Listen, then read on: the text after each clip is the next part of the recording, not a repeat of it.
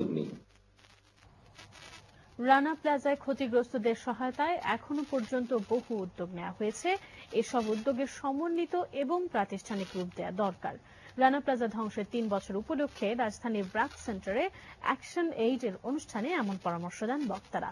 তারা বলেন, যতগুলো সংগঠন এখনো পর্যন্ত ক্ষতিগ্রস্ত শ্রমিকদের নিয়ে কাজ করেছে তার কোনো সমন্বিত ডেটাবেজ নেই। গড়ে তুলতে পারলে ভবিষ্যতে যে কোনো দুর্ঘটনা মোকাবেলা সহজ হবে। বক্তারা বলেন, শ্রমিকদের নিরাপত্তা নিশ্চিত করার দায়িত্ব শুধু সরকারের নয়, সব পক্ষ থেকে উদ্যোগ থাকা দরকার। তবে শ্রমমানের উন্নয়ন সহজ হবে। আর অনুষ্ঠানে অ্যাকশন এইডের গবেষণায় দেখানো হয়, রানা প্লাজার ক্ষতিগ্রস্তদের মধ্যে 48% এখনো বেকার।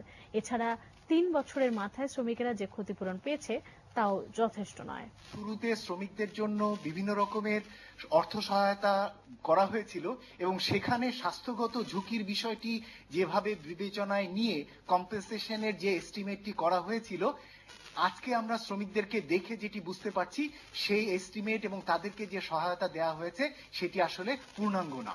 এখন আসলে সময় এসছে রানা প্লাজা ভিকটিম বা রানা প্লাজা পরবর্তীকালে যে বিভিন্ন রকমের উদ্যোগগুলো হয়েছে সেই উদ্যোগগুলো কতটুকু প্রাতিষ্ঠানিকীকরণ করা সম্ভব হয়েছে। আমরা যদি এটি এর মধ্যে না তৈরি করতে পারি তাহলে কিন্তু এই উদ্যোগগুলো এই বিক্ষিপ্ত অবস্থায় থেকে যাবে এবং পরবর্তীতে আবার যখন নতুন কোনো দুর্ঘটনা হবে, আমরা আশা করি যে সেটা হবে না, কিন্তু হলে আবার যেন নতুন করে পুনরায় শুরু থেকে যাতে শুরু না করতে হয়।